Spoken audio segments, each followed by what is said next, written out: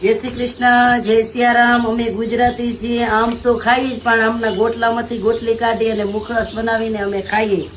એટલે આ ભાભી આમને આમ તોડતા આવે છે ને હું પછી આ સરેથી આમ કરી અને આમ કરી આમ નોખા પાડતી આવું ભાઈ. ને આમ બી અમારે મફતમાં મળ્યા હતા. હવે અમારો મુખવાસ પણ બની જશે. એટલે અમે કઈ ગોટલાય ના ફેંકી દઈએ. ગુજરાતી છીએ અમે ભાઈ. ગુજરાતી લોકોને તમે ના તોલે આવી શકો, કેમ કે ગુજરાતી બધું જ કરી શકે. વેસ્ટમાંથી બેસ્ટ બનાવી શકે એ ગુજરાતી. એટલે હવે અમે બનાવશું આનું મુખવાસ.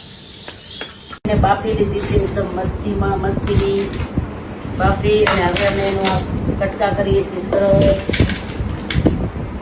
આગળનું પ્રોસેસ પછી બતાવશું.